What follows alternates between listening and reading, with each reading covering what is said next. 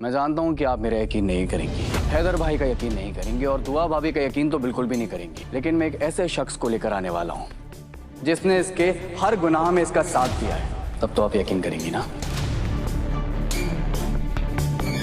कौन गवाह? कैसी गवाही बेटा? मैं जिस शख्स को लेकर आने वाला हूँ उसे देख के आप हैरत में पड़ जाएंगी।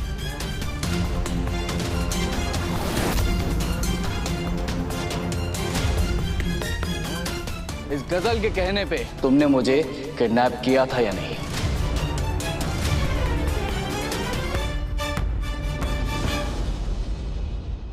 इस शैतान को इस घर की हद से कोसों दूर ले जाकर फेंक देना चाहिए।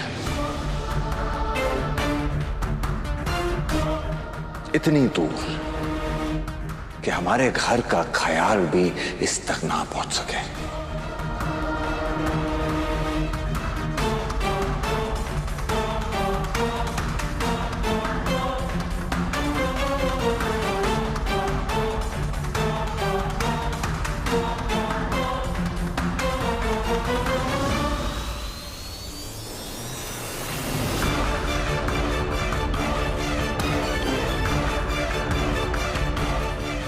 आज तक तुमने मुझे फरमा बरदार बेटा और एक शरीफ इंसान की शक्ल में दिखाया ना गजल। आज तुम्हें समझ आएगा कि जब एक शरीफ इंसान की आबरू से खेला जाता है और वो शरीफ इंसान अपनी शराफत छोड़ता है तो वो कितना खतरनाक हो सकता है।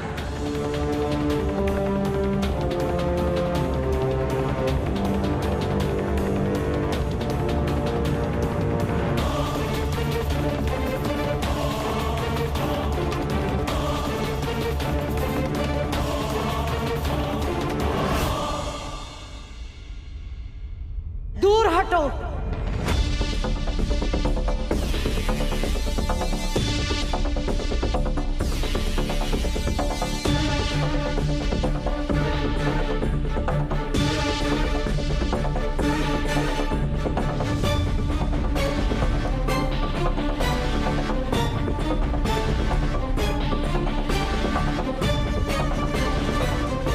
हटी मेरे रास्ते से। मैंने कहा गजल से दूर रहो वरना मुझसे बुरा कोई नहीं होगा हैदू। क्या कह रही है अम्मी? हाँ, मैं कह रही हूँ। इस गजल ने मुझे बर्बाद कर दिया अम्मी, इस खानदान को बर्बाद।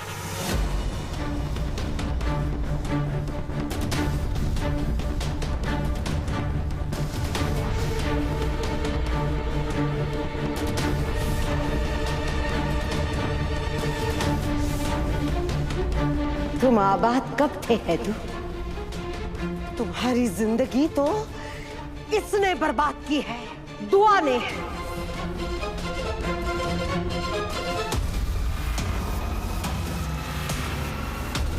आई बात समझ में? दुआ मेरे लिए दुआ है अम्मी। ये दुआ नहीं, बद्दुआ है।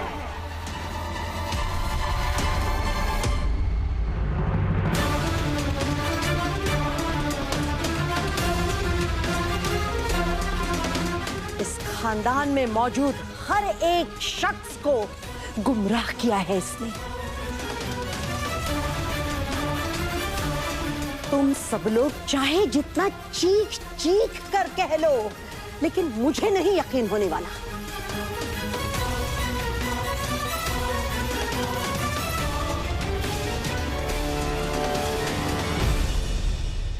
बेटा, तुम्हें डरने की कोई जरूरत नहीं है। मैंने पहले भी कहा है, दोबारा कह रही हूं, मेरी सगी औलाद से ज्यादा इस वक्त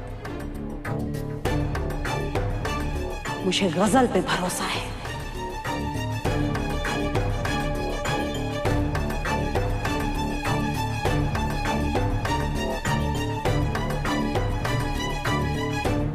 कुछ गलत नहीं किया है गजल ने। ये सब ना कहानियां बुनी जा रही है ताकि मैं इसके खिलाफ हो जाऊं। लेकिन तुम लोगों के अरमान हरगिज पूरे नहीं होने वाले। एक मासूम बच्ची को अकेला खड़ा करके सब लोग उस पर इल्जाम लगा रहे हो।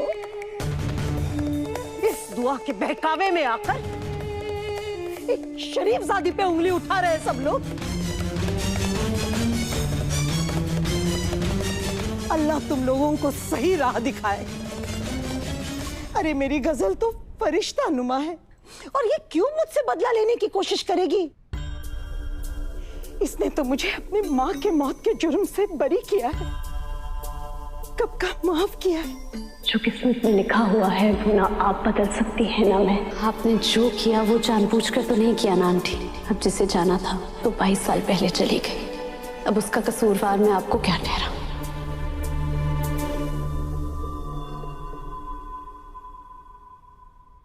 इसने मुझे माफ कर वो दिया सब है। झूठ था अम्मी, फरेब था। आंखें खोलिए अपनी, आपकी आंखों पे पट्टी बंधी हुई है क्या? आपको अपने घर वालों पे भरोसा नहीं है? अगर गजल ने अपनी अम्मी की मौत के इल्जाम से आपको बरी कर दिया होता तो गजल और रूहान की अम्मी आपको बर्बाद करने के मंसूबे नहीं बनाती।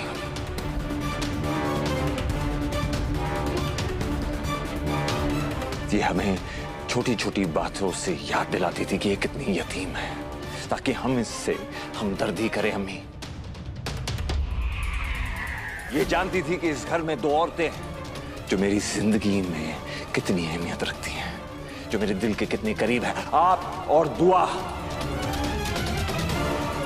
इसने आप दोनों को ही मुझसे दूर कर दिया। मैं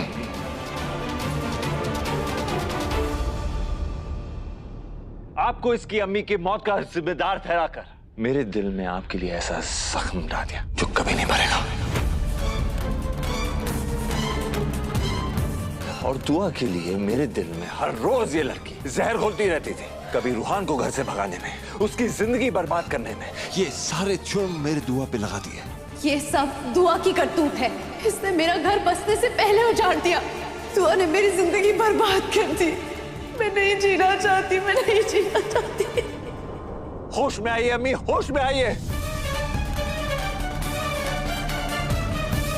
आप मुझे अपनी बेटी कहती है ना, लेकिन आपने किया क्या है अपनी इस बेटी के लिए? अम्मी, अगर आज मेरी अम्मी होती ना तो मेरी तरफ से लड़ती, लेकिन आपकी मेहरबानी कि आज मेरी अम्मी भी जिंदा नहीं है। मेरी अम्मी को तो मुझसे छीन ली और अब मां बनने का दावा कर रही हैं आप। होश में आइए। झूठ झूठ, गलत, सब कुछ गलत है ये।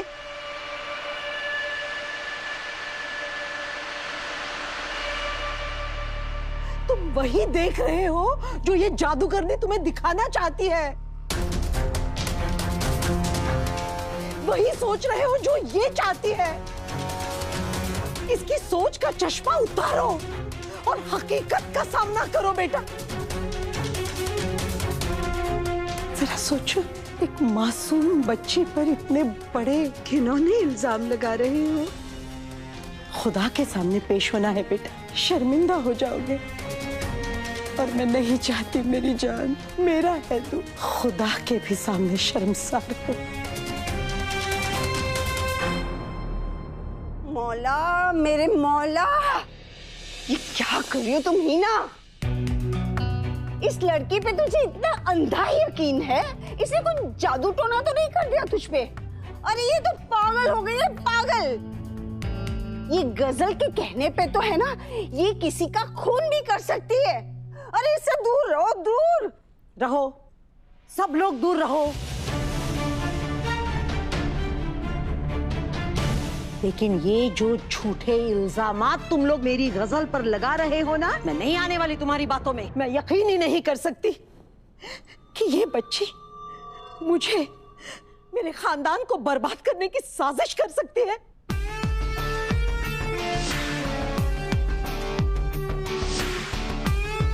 वाह मेरी सासू माँ, वाह। एक आप ही हैं जो मेरे लिए बोल रही हैं।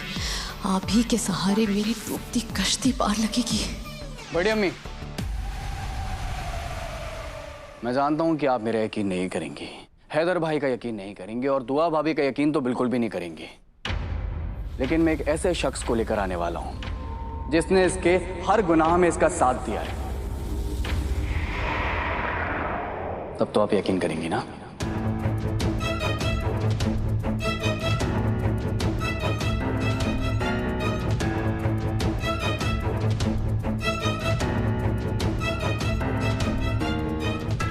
मेरा साथ तो गुल्लू ने दिया था, पर इस गुलनाज का यकीन तो इस हीना ने नहीं किया था। फिर फिर अब ये मजनू किस गवाह की बात कर रहा है? कौन गवाह? कैसी गवाही बेटा? मैं जिस शख्स को लेकर आने वाला हूँ उसे देख के आप हैरत में पड़ जाएंगे।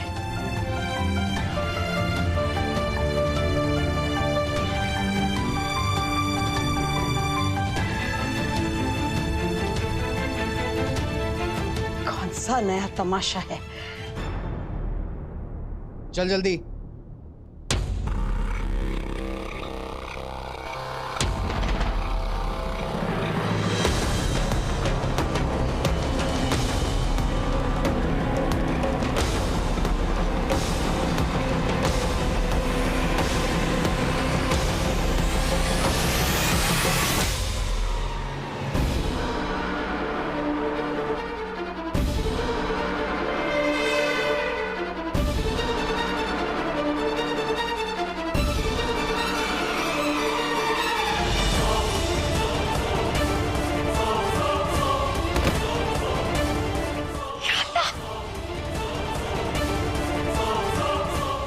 एजाज, एजाज, रवि भाई, हफीज भाई, वक्त सही नहीं है अभी।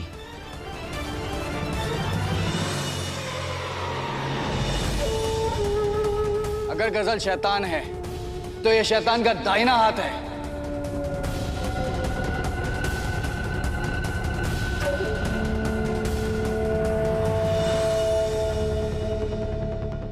बहुत समय से मुझे इसकी तलाश थी, बड़ी मुश्किल से मेरे हाथ आया ये।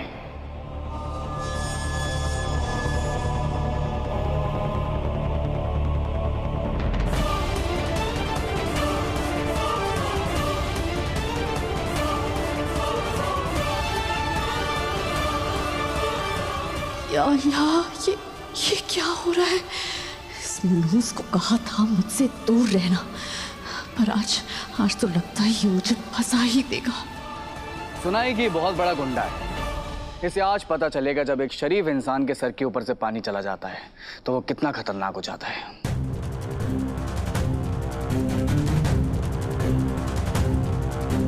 तो एजाज मियां, जितना पूछा जाए उतना साफ साफ शराफत से बताओ, इस गजल के कहने पे तुमने मुझे किडनैप किया था या नहीं?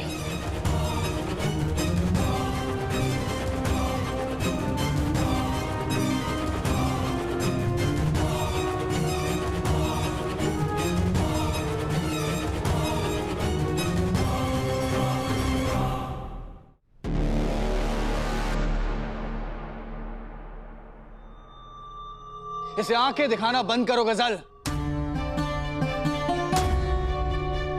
आज तुम्हारे कोई इशारे काम नहीं करेंगे, ना ही तुम्हारी धमकियों से फर्क पड़ने वाला है। ये तुम्हारा भाड़े का टट्टू आज कैसे चटर पटर करके बोलेगा। तो एजाज मियां बताओ, तुमने इस गजल के कहने पे मुझे किडनैप किया था या नहीं? बोलो, बोल वरना काहे को इतना मार रहे हो भाई? मैं बता रहा ना तुमको सब कुछ।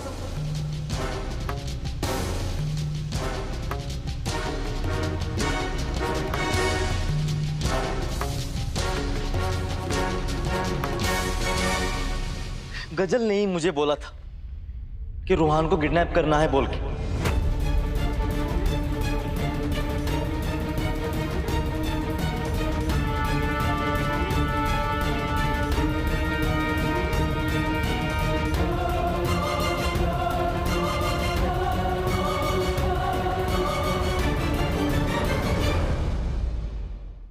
यही मेरे पास आई थी, यही, और ऐसे नोटा की गड्डी फेंकी और बोला रूहान अख्तर को किडनैप करना है बोल के। बस मैंने दबोच लिया आपको।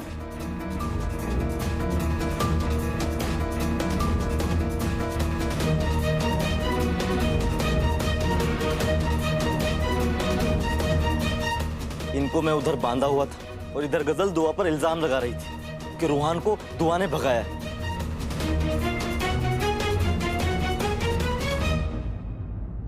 मुझे याद आया, इस गजल ने मुझे धमकी दी थी कि अगर मैंने इसका साथ नहीं दिया तो ये मेरे रूहान को मार डालेगी।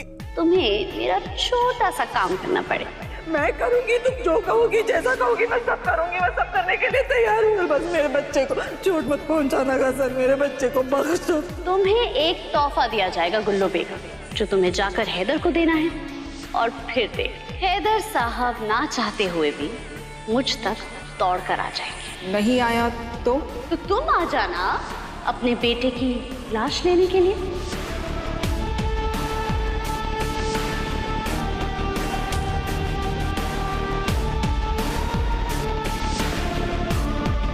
आज तेरा इस घर में आखिरी दिन है गजल, अब तू नहीं बचने वाली। मुझे मजबूरन में इसका साथ देना। मत करो अपनी मगरमच्छ के आंसू, वरना मैं भूल जाऊंगी हाँ कि तुझसे मेरा रिश्ता क्या है। अम्मी चुप। ये तो तुम्हारी छोटी सोच, गंदी जहनियत और दिल में कीना रखने वाली आदत का नतीजा है ये सब कुछ। अगर तूने हैदर को, गजल को कब्र में दफनाने वाला वीडियो नहीं दिखाया होता ना, तो आज ये हैदर और गजल का निकाह नहीं हुआ होता। गजल ने मौत की तरफ कदम बढ़ा दिया है। क्या? हाँ, 1 मिनट। ये देखो।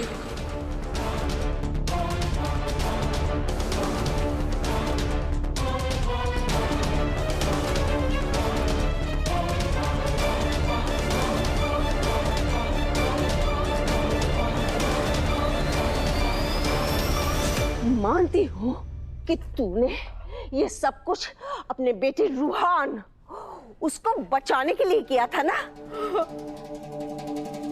लेकिन ये बात भी तो सच है ना कि रूहान के बच जाने के बाद तूने गजल का साथ नहीं छोड़ा।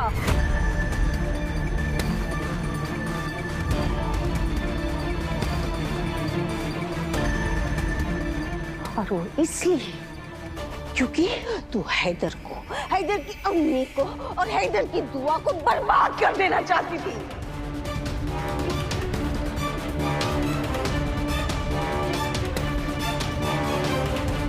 गजल का साथ देना तेरी मजबूरी नहीं, तेरी लालच थी। तू गजल को साथ देती रही और ये गजल तेरे पीठ पे वार करती रही। और इस सब का खामियाजा और किसी को नहीं, तेरे बेटे, तेरे सगे बेटे रूहान को उठाना पड़ा।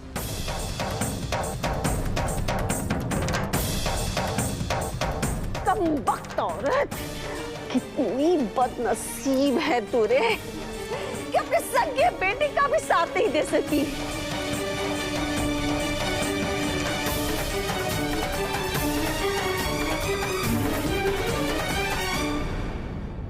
अपनी करनियों का फल है ये नेकियां, रुसवाइयां। आपके पीछे चलेंगी आपकी परछाइयां।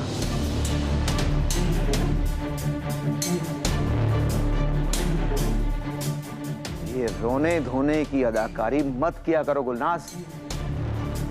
अगर तुम में जरा सी भी, थोड़ी सी भी शर्मिंदगी होती तो ये घर छोड़कर चली जाती।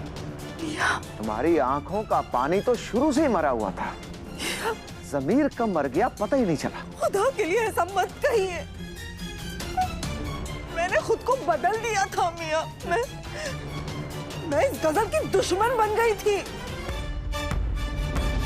अब आप पूछ के देखिए नूर, बेटा, कायनात, हैदर, तुम लोगों ने तो महसूस किया होगा ना कि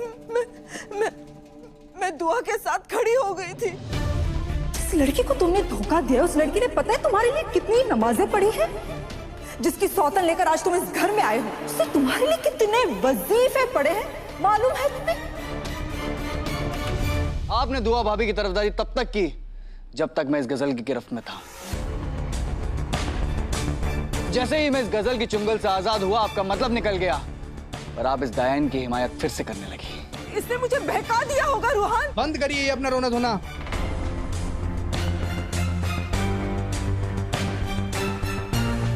पहले हम इस गजल से निपट लें, उसके बाद आपका हिसाब पूरा करेंगे।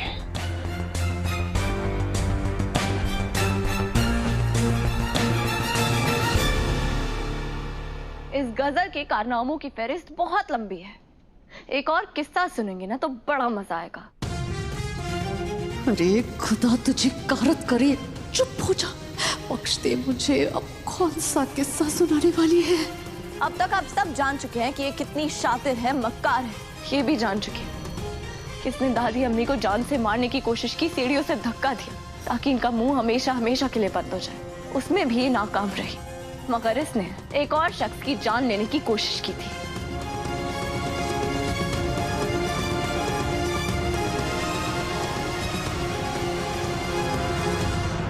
किसकी? मेरी।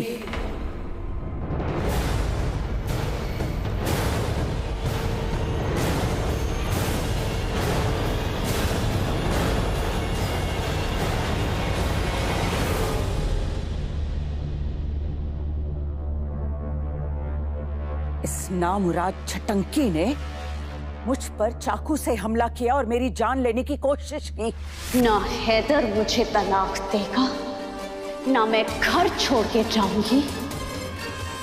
जाएगी तू इस दुनिया से हमेशा हमेशा के लिए।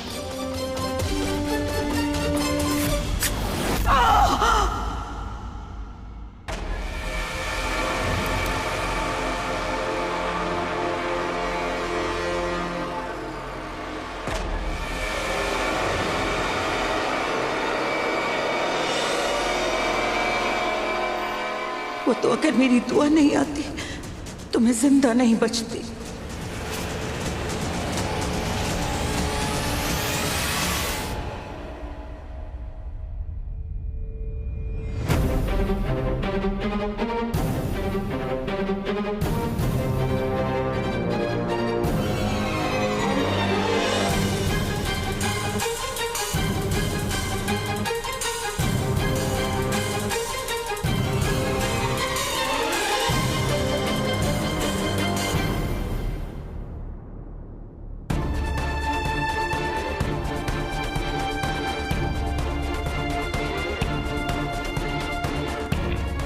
मेरी अम्मी का साया मेरे सर से उठते उठते बचा। अगर मैं वक्त पे नहीं पहुंचती तो मेरे बदसात लड़की मेरी अम्मी का खून।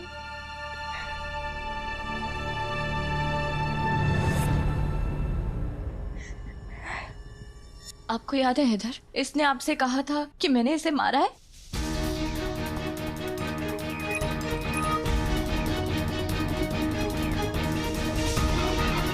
बस ये बता, ये हाल तुम्हारा किसने किया?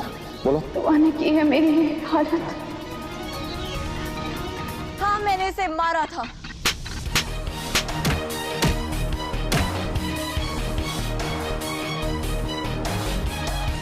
मैंने इसे इसलिए नहीं मारा था क्योंकि मुझे इससे जलन हो रही थी, मगर इस बदजात की हरकतों पर मुझे इतना गुस्सा आया कि मैं खुद पे काबू ही नहीं कर पाई।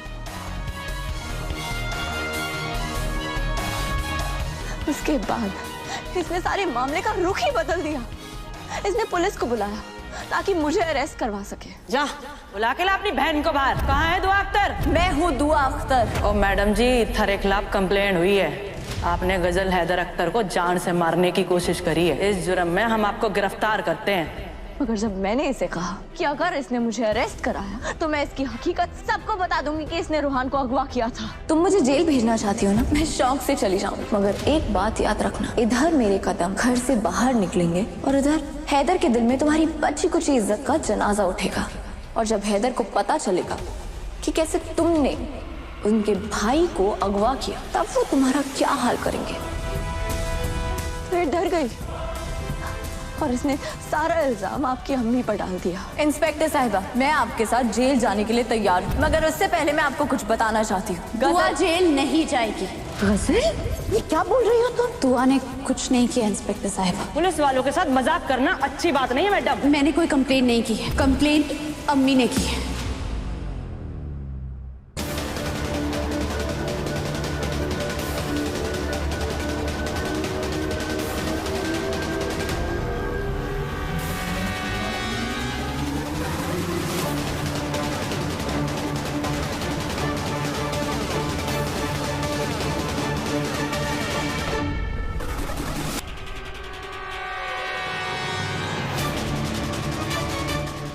बुढ़िया तो मुझे ऐसे घूर रही है, लगता है इसे भी दुआ की बातों पर यकीन हो गया।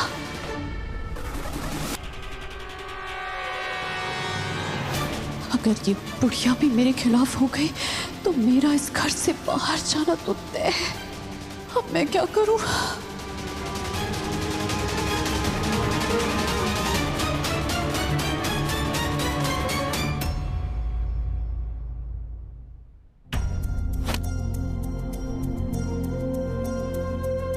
राजवंश जो रास्ते की फिक्र करे बिना रखता है मंजिल पे नजर, और पूर्वी जो अपनी कोशिशों से तय करती है अपनी जिंदगी का सफर। एक को छूना है आसमान तो दूसरी है जमीन। अलग फितरत वाले दो लोगों को मिलवाने के पीछे आखिर क्या है भाग्य की मर्जी? जानने के लिए देखिए कुमकुम भाग्य एक नई शुरुआत 7 नवंबर से सोमवार से शुक्रवार रात 9 बजे।